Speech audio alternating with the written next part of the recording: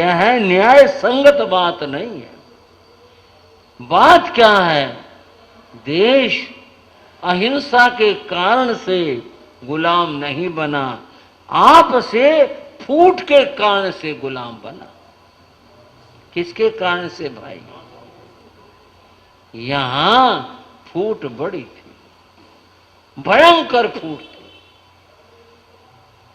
समृद्धि थी, सुख था, धर्म था, लेकिन लोगों में फूट थी आपस में। जातिवाद के नाम पर, अपनी श्रेष्ठता के नाम पर फूट थी। फूट की बात बता रहा हूं कि यहां की स्थिति क्या थी। अहमद शाह अब्दाली ने जब सेना लेकर के आक्रमण किया था, बंधुओं रात का समय था, मराठे बहुत भारी पड़ रहे थे उन मुगलों के ऊपर। रात के समय युद्ध बंद था, दोनों ओर की सेनाएं अपने अपने, कोई मरहम पट्टी में लगा था, कोई भोजन में लगा था, कोई और कार्यों में लगा था। बंधुओं, अहमद शाह अब्दाली सोच रहा था, हम लोग बड़ी सेना लेकर आए लेकिन सफल नहीं हो रहे। रात को उसने देखा, अपने साथियों के साथ में देखा, क्या देखा कि जो हिंदुओं की सेना थी वो जगह जगह जगह जगह उसमें अलाव जल रही थी, आग जल रही थी। उसने पूछा कि ये क्या हो रहा है, जगह जगह आग जल रही है? बोले ये लोग हिंदू हैं। उसने बताया ये लोग हिंदू हैं और ये दूसरे का छुआ हुआ खाना नहीं खाते, ये अपना बनाकर खाते हैं। तो ये सारे जितने हैं ये अपने अपने जाति वाले लोग, वो अपना अपना खाना बना रहे हैं अलग अलग। उस दिन उसने कहा था अहमद शाह अब्दाली ने, जो बैठकर खाना नहीं खा सकते वो कभी लड़ नहीं सकते, ये हारेंगे और हम जीतेंगे। और ऐसा ही हुआ। अंत में भारतीय सेना हारी। क्यों हारी? आपकी फूट की वजह से हारी। देश जो गुलाम हुआ वो आपसे फूट से हुआ। अगर यहां समन्वय होता तो बंधुओं देश कभी गुलाम नहीं हो सकता। जयचंद इसी देश का रहने वाला था, जो विदेशियों को बुला करके लाया था, कह करके लाया था कि मैं तुम्हारी मदद करूंगा, तुम करो आक्रमण, तुम जीतो इसको। बंधुओं, इस फूट की वजह से धीरे धीरे जो भारत के राज्य थे वो छीनते चले गए, देश परतंत्र होता चला। और फिर क्या 700 और 800 वर्ष तक उन आक्रांताओं का 700 वर्षों तक शासन रहा। इतने लंबे समय तक शासन रहा। उनमें सिर्फ एक अकबर ऐसा व्यक्ति था जिसने कि थोड़ा समन्वय से काम लिया, हिंदुओं को और मुसलमानों को थोड़ा नजदीक ला करके, आपस में संबंध बना करके और प्रेम के साथ में बैठना बताया। और उसने एक धर्म भी चलाया जिसका नाम दीन इलाही था, अर्थात सारे लोग एक स्थान पर बैठकर अपने अपने उपासना करो, या दीन इलाही में मिल करके सबके मंत्र, तुम भी बोलो हम भी बोले तुम भी बोलो, इस तरह से किया। बाकी जितने भी शासक हुए सभी ने ही सांप्रदायिक भावनाओं से काम किया। बंधुओं, इस तरह से इतने लंबे समय तक विदेशी आक्रांताओं का शासन चलता रहा। और इस बीच में जो हमारे शास्त्र थे वो जलाए गए, लोगों को जबरदस्ती धर्म परिवर्तन करवाया गया। और उस काल में कितने धर्म स्थान मंदिर तोड़कर उन्होंने अपने धर्म स्थानों में परिवर्तित किया। पता नहीं कितना कुछ होता रहा और यहाँ के लोग सब सहन करते रहे, सब चलता रहा, क्योंकि ये संगठित नहीं थे, इसलिए ऐसा होता रहा। बंधुओं, समय बहुत सरका, फिर एक नया काम शुरू हुआ, नई बात शुरू हुई, इतिहास का नया पन्ना शुरू हुआ। वो क्या कि एक विदेशी कंपनी, इंग्लैंड की कंपनी, वह भारत में व्यापार करने के लिए आई थी, जिसका नाम ईस्ट इंडिया कंपनी था, और वह बंगाल में आकर कलकत्ता में वहां लगी थी। उसने व्यापार शुरू किया था। व्यापारी व्यापार करता है, उन्होंने व्यापार शुरू किया और धीरे धीरे इस तरह से किया, कुछ प्रॉपर्टी भी खरीदते गए, अपने लोगों को बुलाते गए, कुछ विस्तार पाते गए। इस तरह ईस्ट इंडिया कंपनी ने व्यापार शुरू किया और सन 1761 में लॉर्ड क्लाइव नाम का एक कर्मचारी, जो ईस्ट इंडिया कंपनी का कर्मचारी था, बंधुओं, उसने इतना कुछ खरीद लिया और अपनी एक सेना भी बना ली और कलकत्ता के ऊपर क्या, बंगाल पर अधिकार कर लिया और वह बंगाल का गवर्नर बन गया। इतना बड़ा काम उस आदमी ने कर दिया।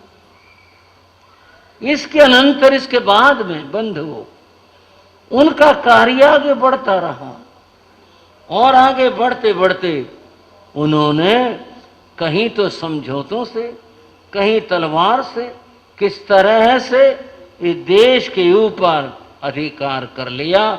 सत्ता बदल गई, लेकिन भारत पहले उनके तल नीचे था, गुलाम था, अब अंग्रेजों के अधीन हो गया और यहाँ के लोग उस गुलामी में, उसमें जीते रहे।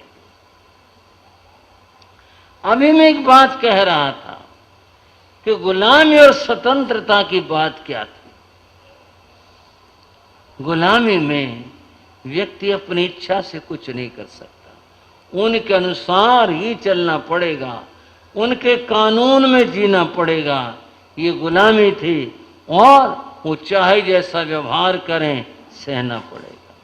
स्वतंत्रता में हम स्वतंत्र, हम आजाद। इस देश के नागरिकों के साथ में उस जमाने में, अंग्रेजों के शासन में कैसे कैसे भेदभाव होते थे, क्या क्या बातें होती थी। अंग्रेजों ने अपने लिए रास्ते भी अलग बनाए थे कि वहां इंडियन, भारतीय लोग नहीं चल सकते, तुम अलग चलो, अंग्रेज अलग रास्ते पर चलें। एक उदाहरण आपको बता रहा हूं, क्या स्थिति थी। कलकत्ता की बात, सुबह का समय, भीड़ थी सड़क के ऊपर। एक वृद्धा वो भीड़ में तंग हो रही थी, कभी इधर कभी इधर। उसने देखा साथ वाली एक और सड़क थी, वो बिल्कुल खाली पड़ी थी और वह वृद्धा उसे खाली देख करके उस सड़क पर चली गई। वो खाली पड़े थे, बिल्कुल खाली पड़े थे, वहां कोई नहीं था। वो यहां भीड़ में तंग हो रही थी, वहां चली गई। पीछे से एक अंग्रेज अधिकारी आया साइकिल पर। उसने देखा एक इंडियन महिला उनके सड़क के ऊपर जा रही है। वो अंग्रेजों का रास्ता था, उनके लिए अपना रास्ता था, वो जा रही है। उसने तो कुछ न कहा, साइकिल रोके, बैठ उसके पास में थे और बुढ़िया के ऊपर बरसा दी। वो बेचारी गिर पड़ी। वो हाय हाय करे और चिल्लाए कि वे मुझे क्यों मार रहे हो। अब वो अंग्रेज उसकी बात क्या समझो, चिल्लाए और वो उसे मारे जा रहा था। वो सड़क पर अपने हाथ जोड़ रही थी। बंधु, लोगों की बात बताऊं, उधर के आदमी उधर, उधर के उधर, वो उधर हो लिए, वो उधर हो लिए। एक नहीं आया पास में। एक बार तो मैंने भी देखा, हम थे सब्जी मंडी में, स्थानक में ठहरे थे, एकदम बाहर शोर सा हुआ बड़ा, किसी के चिल्लाने की आवाज आई, चिल्लाने की आवाज आई। बस एक ऐसी उत्सुकता से मारे क्या हुआ, मैं उठ करके खिड़की पर गया। मैंने देखा एक आदमी हाथ जोड़ा सड़क पर पड़ा और दूसरा उसको चाकू मार रहा था, और एक दो तो मार दिए थे और फिर उठा रहा था, वो बेचारा गिड़गिड़ा रहा था। और इतनी भीड़ थी सड़क पर, उधर के उधर भाग गए लोग, उधर के उधर भाग गए, एक नहीं आया छुड़ाने के लिए। आप भी कहोगे चाकू ले रहा था, मरना था, मरना था। अब यही सोचे जाओगे तो मरे जाओ, आज वो मर रहा, कल किसी और की बारी आएगी। और इतने आदमी, दो चारों फिर भी गए, सैकड़ों आदमी, इतने आदमी, किसी ने जरा सा भी ये नहीं किया कि भाई इस आदमी को छुड़वा दे। कोई नहीं है, नजदीक आए नहीं कोई। ये तो मेरी आंखों देखी बात, मैं भी हैरान रखा, मगर हद है भाई दुनिया का। तो और नहीं शोर ही मचा देते, शोर मचाने का भी कोई अर्थ होता होगा। बाकी तो मैं और उपदेश क्या दे सकता हूं, किसी के पास लाठी डंडा क्या हो, ढेला हो, क्या चीज हो, क्या सैकड़ों आदमी मिलकर के एक चाकू वाले का सामना नहीं कर सकते। उस भीड़ में से एक आदमी निकला जो उसका मिलने वाला था, चाकू वाले का, उसका नहीं। उसने उसका ऐसे यहाँ कंधे हाथ मारा, चल चल, और वो दोनों चल दिया आराम से। लोगों ने रास्ता भी दे दिया। पीछे आती रहो पुलिस, पीछे होते रहो शोर, आती रहो एम्बुलेंस, फिर कौन पूछेगा। बंधुओं, किसी की मदद के लिए लोग आगे आते नहीं। यूं कहते कौन झगड़े में पड़े, क्या जरूरत है तुमको चक्कर में पड़ो। ये स्थिति होगी। जहां ये स्थिति हो देश के नागरिकों की, भला वो देश की रक्षा करेंगे, वो कुछ कर पाएंगे ऐसे आदमी। वो बुढ़िया बेचारी चिल्लाए, हाथ जोड़े, और उसे बैत पर बैत मारे जा रहा था।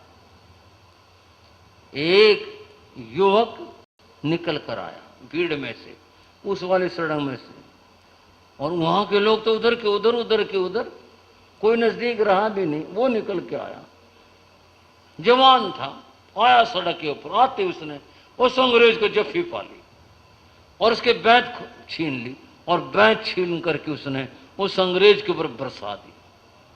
अब उल्टा काम हो गया, अंग्रेज सड़क पर पड़ा था, वो मारे जा रहा था, वो चिल्ला रहा था मदद के लिए। बंधुओं,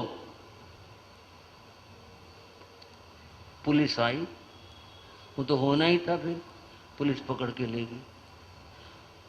वो एक युवक, उसका नाम चंद्रशेखर आजाद था, नाम चंद्रशेखर था आजाद। तो उसने कोर्ट में जिसका नाम पूछा गया, भाई क्या नाम है तुम्हारा, बोला मेरा नाम आजाद है। उसने कहा मेरा नाम आजाद है, तब उसको चंद्रशेखर आजाद के नाम से जाना गया था। बंधुओं, उस व्यक्ति ने कहा हद होगी, हमारी मां और उसको अंग्रेज डंडों से पीटे जा रहा है, बताओ हद होगी। और किसी को जरा सा भी ख्याल नहीं। भाइयों, ये प्रतंत्रता थी, ये थी प्रतंत्रता। और उस एक वृद्धा माता का नहीं, पता नहीं कितने लोगों का ये हाल था। हम यानी ये देश, इस देश के लोग उस प्रतंत्रता को जी रहे थे, भोग रहे थे, दुख पा रहे थे, प्रतंत्रता भोग रहे थे। अंग्रेजों का शासन चलता रहा। अंग्रेज वो लुटेरे थे जो दिखाई नहीं देते थे पर लुटेरे थे। यहां का धन संपदा लेकर जाते थे, यहां से कच्चा माल लेकर जाते, अपने देश के लोगों को काम देते, वहां से चीजें बनाते और बना करके यहां ला करके बेचते थे। सस्ता लेकर जाते, महंगा ला करके बेचते, और यूं पैसा कमाया करते थे। और यहाँ के लोग मजदूरी किया करते थे। ये स्थिति थी इस देश की। ऐसा बंधुओं लंबे समय तक चलता रहा। लोग यह प्रतंत्रता भोगते रहे और चलता रहा। बीच बीच में कुछ आजादी के स्वर उठते, इस प्रतंत्रता के खिलाफ लोग आवाजें उठाते, लेकिन उनको कुचल दिया जाता, बुरी तरह से कुचल दिया जाता। इस क्रम में सन 1857 का जो एक स्वतंत्रता आंदोलन था, उसका नाम गदर दिया गया। गदर, गदर कहा गया उसे। और गदर वो होता है जहां कोई अनुशासन, नियम और कानून न, उसको गदर कहते। उसका नाम अंग्रेजों ने गदर दिया और कहा इसे कुचला जाए। सेना ने भी बगावत की, लोगों ने बगावत की और उसमें बहुत लोग शामिल हुए, परंतु अंग्रेजों ने उसको बुरी तरह से कुचला। उस स्वतंत्रता की लहर को उस गदर कह करके उसमें बहुत लोग मारे गए। भाइयों, देश के स्वतंत्रता के लिए बहुत लोगों ने काम किया। एक बार मेरे पास एक पत्रकार भाई आए, उन्होंने मुझसे कहा, देश के स्वतंत्रता में जैनों का क्या काम है, क्या आप इस बारे में कुछ बता सकते हैं? उस पत्रकार ने ये कहा। संयोग की बात, मुझे घटना याद थी और वो स्मारक उनका जो वो मैंने देखी थी, मैं उसे पढ़ा था, मैं जानता था। उनके परिवार वाले भी गुरु महाराज के शिष्य थे। मैंने कहा जैनों का बहुत बड़ा योगदान है इस स्वतंत्रता आंदोलन के अंदर, जैनों ने बहुत कुछ काम किया है। बोले बताइएगा। वो मैं आपको भी बता रहा हूं। हरियाणा के हांसी नगर की बात। हांसी के अंदर एक जैन श्रावक जैन लाला रहते थे। उनका नाम हुकमचंद जैन। उनका नाम क्या था? हुकमचंद जैन था। बड़े जमींदार थे, बहुत उनकी जमीनें थी, बड़ा काम था और खेती बाड़ी होती थी, इतनी जमीनें थी। उनके नीचे बहुत सारे लोग काम करते थे